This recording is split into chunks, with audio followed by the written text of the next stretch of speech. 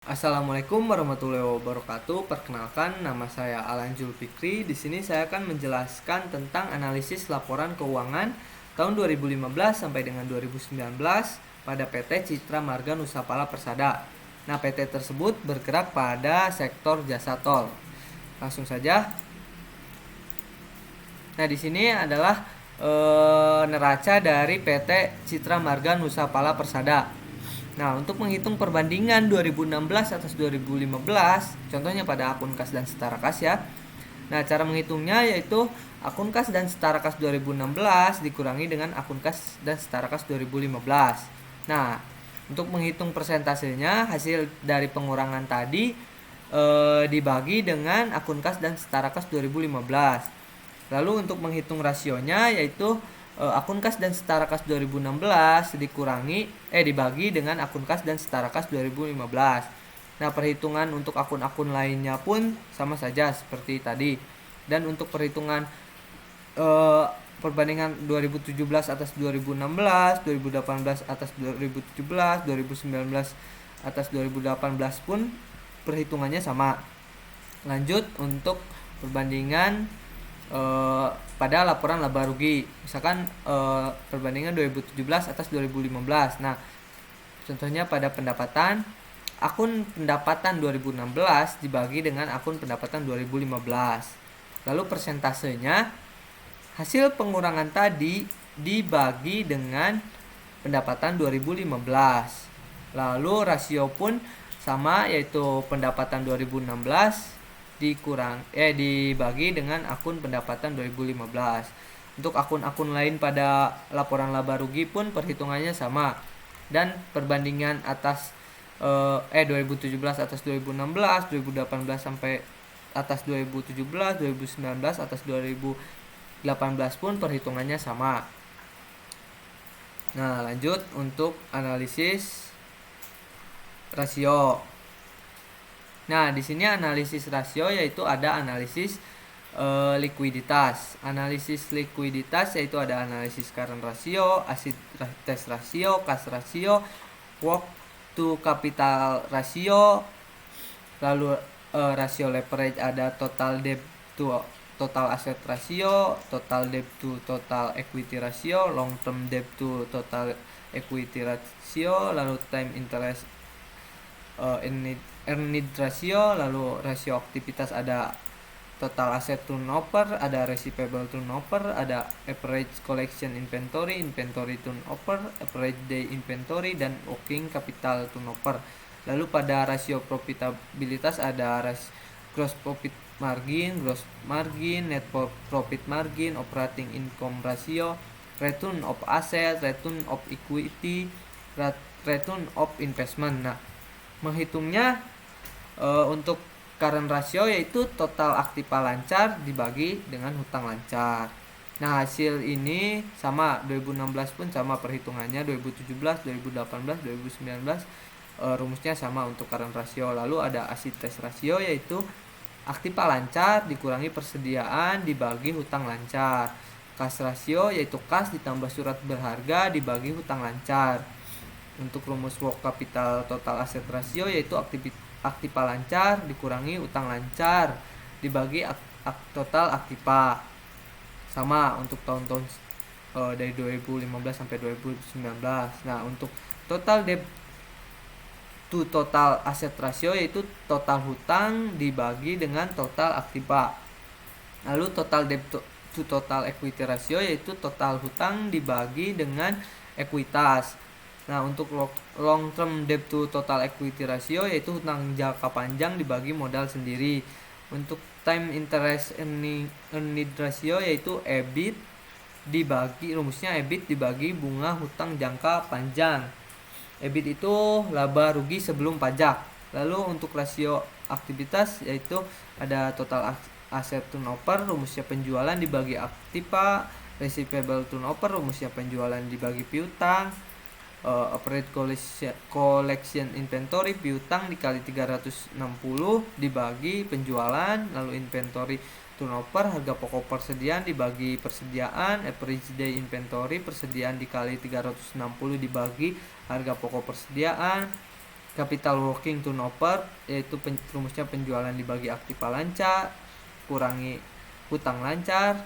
Lalu growth dari rasio profitabilitas, yaitu gross profit margin, laba kotor dibagi penjualan, profit margin EBIT dikali 100% dibagi penjualan, net profit margin EAT, yaitu EAT adalah laba tahun berjalan dikali 100% dibagi penjualan. Lalu operating income ratio, penjualan dikurangi HPP dikurangi biaya, penjumlahannya dikurangi penjualan. Lalu return ROA, EBIT dikali 100% dibagi total aktiva. Lalu ROE EAT dikali 100% dibagi modal sendiri. Lalu ROI EAT 100% dikali 100% dibagi total aktiva. Nah, rumus-rumus tadi itu untuk menghitung dari 2015, 2016, 17, 2018, 2019. Nah, perhitungan hasil-hasil ini akan diambil pada ini analisis rasio perbandingan. Tapi sebelum analisis rasio perbandingan, ada analisis common size terlebih dahulu. Nah, untuk menghitung analisis common size tahun 2015, misalkan pada kas dan setara kas, yaitu kas dan setara kas dibagi dengan jumlah aset. Lalu untuk akun tagihan bruto pemberi kerja pun sama, tagihan bruto pemberi kerja tahun 2015 dibagi dengan jumlah aset. Itu untuk akun-akun yang pada aset. Lalu untuk akun ekuitas, misalkan pada utang bank jangka pendek, menghitung common size-nya yaitu utang bank jangka pendek dibagi dengan jumlah liabilitas dan ekuitas. Perhitungannya untuk tahun 2016, 2017, 2018, 2019 sama. Lalu selanjutnya yaitu common size untuk laba rugi. Misalkan pada akun pendapatan, common size pendapatan 2015 dibagi dengan pendapatan 2015. Nah, untuk contoh lainnya itu pada akun pendapatan keuangan, pendapatan keuangan 2015 dibagi dengan pendapatan 2015 dan seterusnya. Dan juga tahun-tahun selanjutnya pun perhitungannya sama, tinggal dihitung semua akunnya. Lalu selanjutnya pada analisis tren. Nah, untuk mendapatkan persentase dari tahun 2015, 2016, 17, 18, 19, cara menghitungnya yaitu dengan cara contoh pada kas dan setara kas. Misalkan kas dan setara kas 2015 dibagi dengan kas dan setara kas 2015. Untuk menghitung yang 2016 yaitu kas dan setara kas 2016 dibagi dengan kas setara kas 2015. Untuk 2017 kas dan setara kas 2017 dibagi dengan kas dan setara kas 2015. Untuk 2018 kas dan setara kas 2018 dibagi kas dan setara kas 2015. Untuk 2019 yaitu kas dan setara kas 2019 dibagi kas dan setara kas 2015. Nah, untuk akun-akunnya tinggal dihitung saja, sama saja perhitungannya. Lalu setelah mendapatkan persentase tersebut digunakan untuk membuat tabel tren neraca. Nah, di sini hasilnya fluktuatif, ada yang mengalami kenaikan 2019, ada juga penurunan pada jumlah ekuitas. Lalu selanjutnya analisis tren pada laporan laba rugi. Misalnya untuk menghitung persentase 2015 pada pendapatan, misalkan pendapatan 2015 dibagi pendapatan 2015 juga. Untuk tahun 2016 pendapatan 2016 dibagi tahun pendapatan 2015. 2017-nya dibagi dengan 2015 pendapatan 2015. Untuk 2018 pendapatan 2018 dibagi dengan pendapatan 2015. Dan 2019 pendapatan 2019 dibagi dengan pendapatan 2019. Nah, perhitungannya sama untuk akun-akun lainnya. Nah, hasil dari persentase tadi untuk dibuat analisis tren laporan laba rugi. Ini hasilnya. Pendapatan mengalami penaikan tapi ada penurunan pada laba bersih dari seluruh operasi tahun 2016. Hasilnya fluktuatif. Lalu analisis DuPont point. Nah, perhitungan analisis rasio tadi kita pindahkan ke ini. Misalkan dari analisis rasio ROI kita pindahkan ke sini. Bukan, maksud saya lalu untuk analisis DuPont point. Nah, untuk menghitung analisis DuPont point 2015 yaitu kita pindahkan misalkan dari penjualan dari neraca, beban operasi dari laba rugi, pajak dari laba rugi, aset lancar dari neraca, aset tetap dari neraca, utang lancar dari neraca.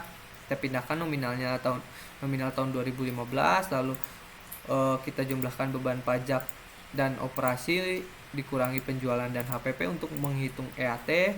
Nominal penjualan pindahkan, lalu untuk menghitung total aset yaitu aset lancar ditambah dengan aset tetap. Untuk menghitung total liabilitas, utang lancar ditambah utang jangka panjang. Untuk menghitung net profit margin yaitu EAT dibagi dengan penjualan. Lalu untuk menghitung aset turnover, penjualan dibagi dengan total aset. Untuk menghitung total liabilitas dan modal, ya total liabilitas ditambah modal. Lalu stakeholder untuk menghitung equity multiplier yaitu total liabilitas modal dibagi dengan stakeholder equity. Lalu untuk menghitung ROI yaitu net profit margin dikali dengan aset turnover, maka akan untuk menghitung ROI yaitu ROI dikali dengan equity multiplier. Nah, ROI untuk tahun 2015 yaitu 27,02%. Untuk perhitungan tahun-tahun selanjutnya pun sama. 2016 hasilnya 40,04, 2017 44,37%, 2018 49,67%, tahun 2019 40,26%. Lalu analisis rasio perbandingan. Nah, hasil dari analisis rasio ini, perhitungan ini kita masukkan pada untuk dibandingkan dengan rasio industri. Misalkan current rasio hasil dari 2015, 2016, 2017, 2018, 2019 dibandingkan dengan rasio industrinya. Nah, ini hasilnya untuk tabel current ratio PT Citra Marga sendiri lebih tinggi dari rasio industrinya. Lalu ini ada quick asset rasionya lebih tinggi, PT Citra Marga Nusapala lebih tinggi dari rasio industrinya. Begitupun total debt to total asset kita pindahkan dari 2015 sampai 2019, total debt to total equity kita pindahkan sampai 2015 sampai 2019, lalu dibandingkan dengan rasio industrinya yaitu 0,9. Hasilnya ini untuk debt to asset rasio di atas rasio industrinya. Lalu debt to equity rasionya masih mengalami penaikan dari 2015 sampai 2017 sampai dengan 2019 pun masih mengalami kenaikan di atas rasio industrinya. Lalu total aset turnovernya kita pindahkan dari tahun 2015 sampai 2019 dengan rasio industrinya 2 atau 2,00. Ini hasilnya untuk aset turnover. Lalu receivable turnover kita pindahkan dari 2015 sampai dengan 2019 dibandingkan dengan rasio industrinya yaitu 2,50. Ini hasilnya masih berada di atas dari rasio industrinya. Lalu gross profit margin pun kita pindahkan dari 2015 sampai 2019. Lalu hasilnya ini, dan return on equity 2015 sampai 2019 dibandingkan dengan rasio industrinya yaitu 40,00%. Nah, setelah analisis rasio perbandingan yaitu analisis cross section.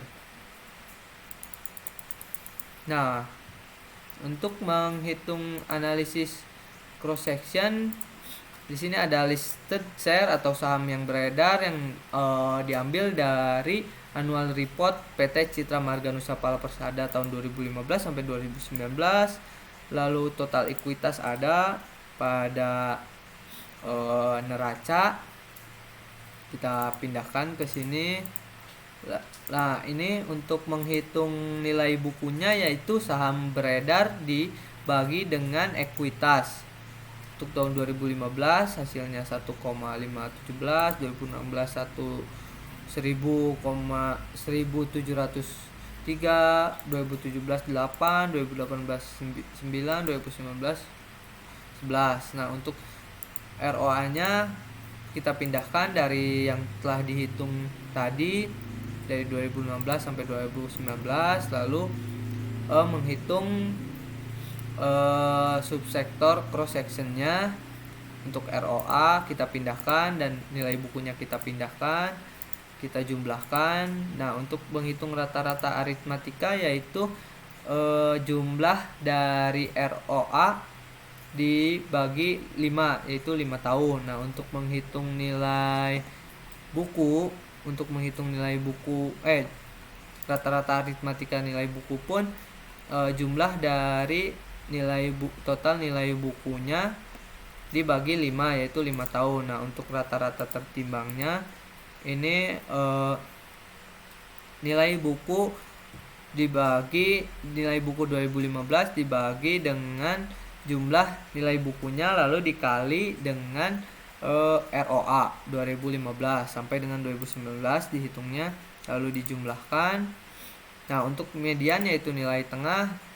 Median untuk ROA yaitu 7,88, lalu median untuk nilai buku yaitu 11,483. Selanjutnya yaitu analisis time series. Nah, di sini hasil dari perhitungan analisis cross section kita pindahkan, lalu ROA industrinya itu sesuai dari BI yaitu 1,25, lalu kita buat tabel perbandingannya. Ini PT Citra Marga Nusapala Persada di atas dari ROA industri. Lalu analisis trennya di sini penjualannya kita dari penjualan dari laba rugi, lalu kode tahunnya min 2 untuk 2015, min 1 untuk 2016, 0 untuk 2017, 1 untuk 2018, dan 2 untuk 2019. Nah, XY-nya itu penjualan dikali dengan kode tahun, lalu X2-nya yaitu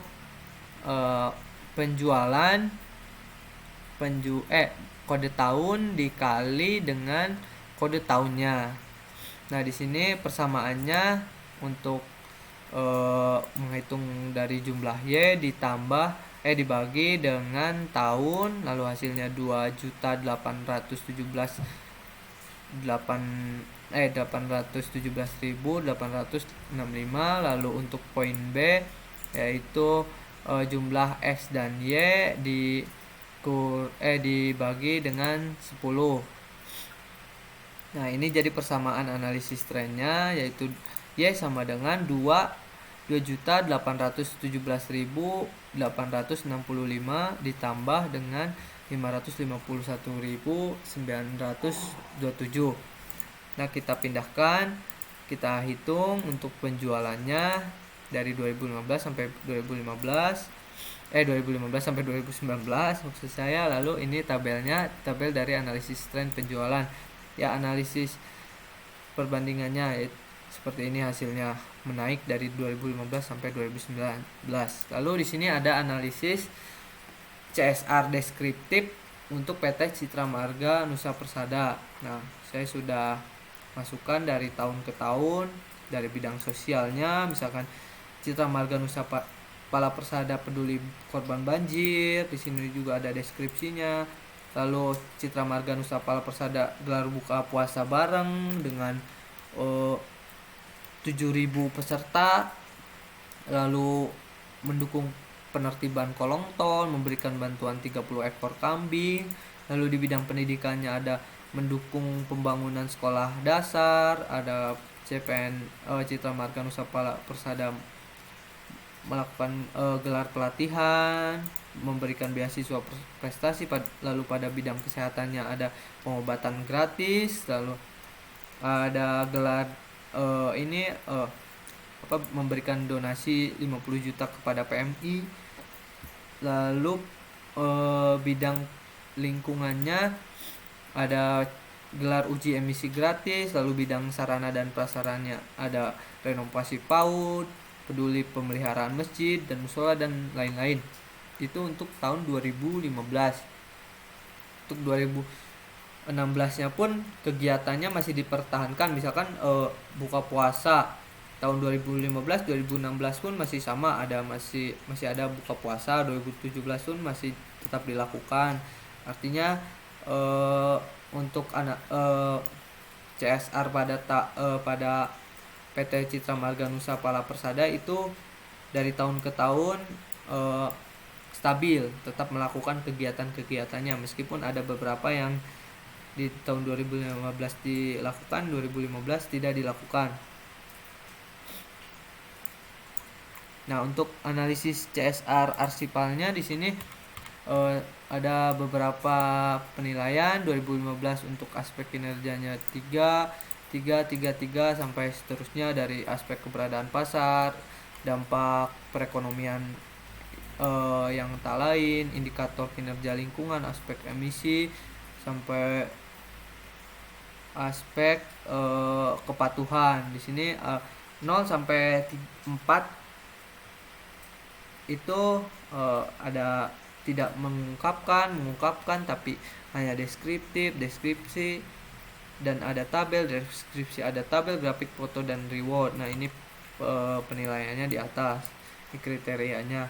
Nah, untuk keterangannya misalkan dari angka 0 sampai 20 yaitu sangat rendah, 21 sampai 20 rendah, 21 60 sedang, 61 sampai 79 tinggi. Nah, kesimpulannya pada tahun 2015 PT Citra Marga masuk ke tingkatan pengungkapan sedang. Untuk 2016 juga masih pada pengungkapan sedang, lalu pada tahun 2017 masih pengungkapan sedang, tingkatan pengungkapan sedang.